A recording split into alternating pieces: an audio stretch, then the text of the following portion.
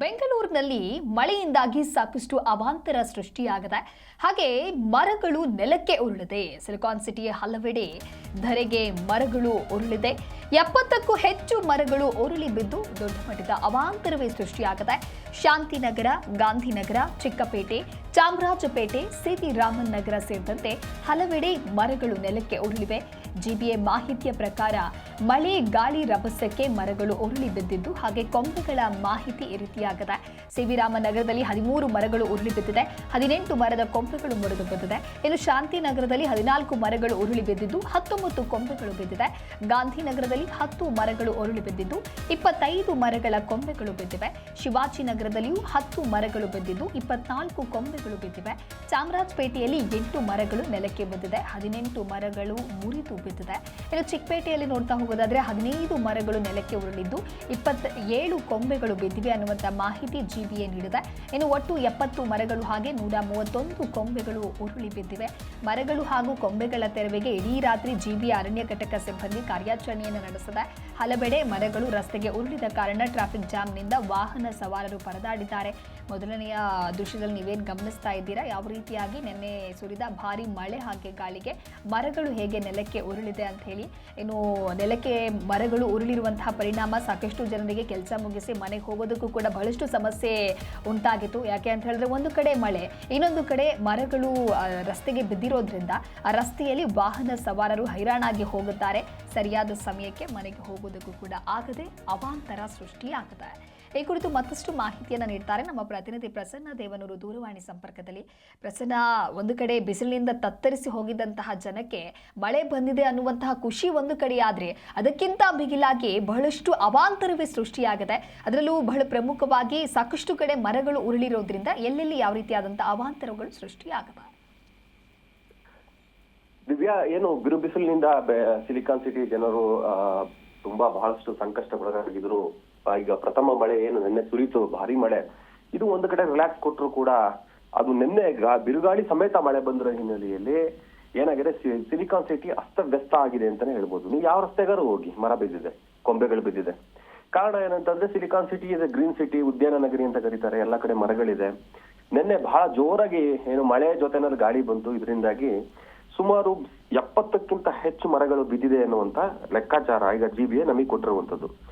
ಆ ಒಂದು ಲೆಕ್ಕಾಚಾರ ನೋಡೋ ಸಂದರ್ಭದಲ್ಲಿ ಯಾವ ಏರಿಯಾದಲ್ಲಿ ಎಷ್ಟೆಷ್ಟು ಮರಗಳು ಬಿದ್ದಿದೆ ಅನ್ನುವಂತ ಮಾಹಿತಿಯನ್ನು ಕೂಡ ಜಿಬಿಎನ ಕೊಟ್ಟಿರುವಂತದ್ದು. ಅದರ ಆ ಒಂದು ಗಮನವನ್ನ ನೋಡೋ ಸಂದರ್ಭದಲ್ಲಿ ಈಗ ನೋಡ್ಬೋದು, ಸಿವಿ ರಾಮನ್ ನಗರದಲ್ಲಿ 13 ಮರ ಬಿದ್ದ್ಬಿಟ್ಟಿದೆ. ಶಾಂತಿನಗರದಲ್ಲಿ 14 ಮರ, ಗಾಂಧಿನಗರದಲ್ಲಿ 10 ಮರ, ಶಿವಾಜಿನಗರದಲ್ಲಿ 10 ಮರ, ಚಾಮರಾಜಪೇಟೆಯಲ್ಲಿ 8 ಮರ, ಚಿಕ್ಕಪೇಟೆನಲ್ಲಿ 15 ಮರ. ಇದು ನೋಡಿದ ಸಂದರ್ಭ ಚಿಕ್ಕಪೇಟೆನಲ್ಲಿ ಹೈಯೆಸ್ಟ್ 15 ಮರಗಳು ಬಿದ್ದಿರುವಂತದ್ದು. ನಂತರ ಶಾಂತಿನಗರದಲ್ಲಿ 14 ಮರ ಬಿದ್ದಿರುವಂತದ್ದು.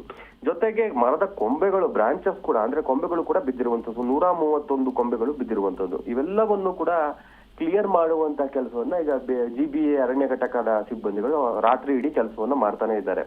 ಈ ಮರಗಳು ರಸ್ತೆಗೆ ಉಳಿದು ಬಿದ್ವಲ್ಲ, ಇದ್ರ ಎಫೆಕ್ಟ್ ಏನಾಯ್ತು ಅಂದ್ರೆ, ಹಲವು ಕಡೆ ಈ ಕಾರುಗಳು ಜಖಮಾಗಿರುವಂತದ್ದು. ಉದಾಹರಣೆಗೆ ವೈಯಾಲಿ ಕಾವಲಲ್ಲಿ ತಿರುಮಲ ತಿರುಪತಿ ಟೆಂಪಲ್ ಏನಿದೆ, ಅದ್ರ ಎದುರುಗಡೆನೆ ಮರ ಬಿದ್ದಿನಲ್ಲಿ ಅಲ್ಲಿ 2-3 ಕಾರುಗಳು ಜಖಮಾಯಿತು. ಶೇಷಾದ್ರಿಪುರಮಲ್ಲೂ ಕಾರು ಜಖಮಾಗಿರುವಂತದ್ದು. ಮತ್ತೊಂದು ಕಡೆ ಕೆಲವು ಕಡೆ ಏನಾಗಿದೆ, ಸೈಡ್ ಕೆಲವು ಆಗ್ತಾನೆ ಕಾಮಗಾರಿ ಪೂರ್ಣಗೊಂಡು ಮಣ್ಣನ್ನು ಮುಚ್ಚಿದ್ದು ಅಂತ ಜಾಗಗಳಲ್ಲಿ ಕೆಲವೊಂದು ಕಾರುಗಳು ಸಿಗಾಕೊಂಡು ಅವು ವೀಲ್ಗಳು ಒಳಗಡೆ ಹೋಗಿದ್ದಂಥದ್ದು ಅದು ನೋಡಿದ್ದೇವೆ. ಮತ್ತೆ ನಾಯಂಡಹಳ್ಳಿನಲ್ಲಿ ನೀವು ಗೊತ್ತಿದೆ, ಯಾವಾಗ ಮಳೆ ಬಂದರೂ ಕೂಡ ಬಹಳಷ್ಟು ಇಂಪ್ಯಾಕ್ಟ್ ಆಗೇ ಆಗ್ತದೆ. ಅಲ್ಲಿ ಸುತ್ತಮುತ್ತ ಪ್ರವಾಹ ಪರಿಸ್ಥಿತಿ ಎದುರಾಗುವಂತ ಸ್ಥಿತಿನಲ್ಲಿ ಇಡೀ ನಾಯಂಡಹಳ್ಳಿ ಆ ಜಂಕ್ಷನ್ ಇದೆಯಲ್ಲ, ಅಲ್ಲಿ ಪಕ್ಕದಲ್ಲೇ ರಾಜಕಾಲುವೆ ಹರಿಯುತ್ತೆ, ಅದು ತುಂಬಿ ಹರಿಯಿತು ನೆನ್ನೆ. ಅದರ ಹಿನ್ನೆಲೆಯಲ್ಲೂ ಕೂಡ ನೋಡ್ಬೋದಾಗಿದೆ, ಅದರ ಸರ್ಕಲ್ ಅಲ್ಲೆಲ್ಲ ನೀರು ನಿಂತು ಬಿಟ್ಟಿತ್ತು. ಹಾಗಾಗಿ ಒಂದೇ ಒಂದು ಗಂಟೆ ಸಿಲಿಕಾನ್ ಸಿಟಿನಲ್ಲಿ ಬಂದಂತಹ ಮಳೆ ಇಷ್ಟೆಲ್ಲ ಒಂದು ಅವ್ಯವಸ್ಥೆಯನ್ನ ಮಾಡಿ ಹೋಗಿರುವಂತದ್ದು. ಹಲವಾರು ಜನರು ಪ್ರಾಣವನ್ನು ಕಳ್ಕೊಂಡ್ರು. ನೆನ್ನೆ ಕೂಡ ನಾವು ನೋಡಿದ್ವಿ. ಬಹಳ ಒಂದು ದುಃಖವಾದಂತ ವಿಚಾರ. ಸುಮಾರು 7 ಜನ ಬೋರಿಂಗ್ ನಲ್ಲಿ ತಿಳ್ಕೊಂಡ್ರು. ಇನ್ನೂ 2 ಘಟನೆಗಳಲ್ಲಿ ಮತ್ತೆ ಇಬ್ರು ಅಂದ್ರೆ ಮಳೆ ಆಯ್ತು ಅಂತೇಳಿ ಅಲ್ಲಿ ಹೋಗಿ ವೆಹಿಕಲ್ಸ್ ಹೋಗಿ ಶಾರ್ಟ್ ಸರ್ಕ್ಯೂಟ್ ಆಗಿರುವಂತದ್ದು. ಇದರಲ್ಲಿ ಎಲ್ಲ ಘಟನೆಗಳು ನೋಡಿದಾಗ ಸಿಲಿಕಾನ್ ಸಿಟಿಯಲ್ಲಿ ಇನ್ನೂ 2 ದಿನ ಯೆಲ್ಲೋ ಅಲರ್ಟ್ ಇರುವ ಹಿನ್ನೆಲೆಯಲ್ಲಿ ಯಾವ ರೀತಿ ಪರಿಸ್ಥಿತಿ ಆಗುತ್ತೆ, ಯಾವ ರೀತಿ ಇಂಪ್ಯಾಕ್ಟ್ ಆಗುತ್ತೆ ಅಂತ ಕಾದು ನೋಡ್ಬೇಕಾಗುತ್ತೆ. ಜನಸಾಮಾನ್ಯರು ಬಹಳ ಅಲರ್ಟ್ ಇರ್ಬೇಕು. ಅಧಿಕಾರಿಗಳು, ಜಿಬಿಎನೋ ಅಥವಾ ಬೇರೆಯವರು ನಂಬೋಕ್ಕಿಂತಲೂ ಕೂಡ ಮಳೆ ಬರ್ತಾ ಇರುವ ಸಂದರ್ಭದಲ್ಲಿ ಮರದ ಕೆಳಗೆ ನಿಲ್ಲುವಂಥದ್ದು, ದೊಡ್ಡ ದೊಡ್ಡ ಹಳೆಯ ಒಂದು ಕಾಂಪೌಂಡ್ಗಳ ಪಕ್ಕದಲ್ಲಿ ನಿಲ್ಲುವಂಥದ್ದು, ಅಥವಾ ನೀರು ಜಲಾವೃತವಾಗಿದ್ದ ಅಂತ ಜಾಗದಲ್ಲಿ ನೀರಿನಲ್ಲಿ 2 ವೀಲರ್ ಹೊಡ್ಕೊಂಡು ಹೋಗುವಂಥದ್ದು, ಕಾರ್ ತೆಗೆದುಕೊಂಡು ಹೋಗುವಂಥದ್ದು, ಇವೆಲ್ಲವನ್ನು ಅವಾಯ್ಡ್ ಮಾಡಬೇಕು. ಫ್ಲಡ್ ಎಲ್ಲೆಲ್ಲಿದೆ, ಪ್ರವಾಹ ಪರಿಸ್ಥಿತಿ ಎಲ್ಲೆಲ್ಲಿ ಕಂಡು ಬರುತ್ತೆ ಆ ಸಂದರ್ಭದಲ್ಲಿ ಸುರಕ್ಷಿತ ಸ್ಥಳಗಳಲ್ಲಿ ನಿಂತು ಆ ನೀರು ಇಳಿಮುಖವಾಗುವ ತನಕ ಕಾಯ್ಬೇಕು, ಅಥವಾ GBA ಕಾರ್ಯಾಚರಣೆ ಆಗೋ ತನಕ ಕಾಯ್ಬೇಕಾಗ್ತದೆ. ಇಲ್ವಾದ್ರೆ ಬಹಳ ಕಷ್ಟ ಆಗ್ತದೆ. ನಿನ್ನೆ ಘಟನೆಯಲ್ಲಿ ನಾವು ನೋಡ್ಬೋದು, ಮಳೆ ಬಂತು ಅಂತ ಹೇಳಿ ಬೋರಿಂಗ್ ಹಾಸ್ಪಿಟಲ್ ಕಟ್ಟಡದ ಒಂದು ಏನು ಕಾಂಪೌಂಡ್ ಇತ್ತು ಅದ್ರ ಪಕ್ಕ ಹೋಗಿ ನಿಂತ್ಕೊಂಡ್ರು. ಆದ್ರೆ ಆ ನೀರಿನ ಒತ್ತಡ ಮತ್ತೆ ಆ ಹಿಂದೆ ಹಾಕಿದಂತ ಮಣ್ಣೇನು ಆ ಕಾಂಪೌಂಡ್ ಪಕ್ಕ ಹಾಕಿದ್ರು, ಅದು ನೀರನ್ನ ಹಿಡಿದಿಟ್ಕೊಂಡಿದೆ. ಅಲ್ಲಿ ನೀರು ಹಿಡಿದಿಟ್ಕೊಂಡ ಸಂದರ್ಭದಲ್ಲಿ ನೀರಿನ ಒತ್ತಡ ಉಂಟಾಗಿ ಇಡೀ ಕಾಂಪೌಂಡ್ ಬಿದ್ದಿದೆ. ಇಡೀ ಕಾಂಪೌಂಡ್ ಬಿದ್ದಿದ್ದಕ್ಕೆ ನಾವು ನೋಡಿದೀವಿ ಎಷ್ಟು ಜನ ಪಾಪ ಅಮಾಯಕರು ತೀರ್ಕೊಂಡಿದ್ದಾರೆ ಇವತ್ತು. ಆ ಹಿನ್ನೆಲೆಯಲ್ಲಿ ಈ ಒಂದು ಘಟನೆಗಳೆಲ್ಲ ನೋಡೋ ಸಂದರ್ಭದಲ್ಲಿ ಈಗ GBAಗೆ ದೊಡ್ಡ ತಲೆನೋವೇನಂತಂದ್ರೆ ಮರಗಳನ್ನ ಹೆಂಗೆ ಕ್ಲಿಯರ್ ಮಾಡುವಂಥದ್ದು. ಯಾಕಂದ್ರೆ ಮರನ ಕಟ್ ಮಾಡ್ಬೇಕು, ಲಾರಿಗಳಲ್ಲಿ ಅಥವಾ ಟ್ರಾಕ್ಟರ್ಗಳಲ್ಲಿ ತೆಗೆದುಕೊಂಡು ಹೋಗಿ ಇದು ಮಾಡ್ಬೋದು.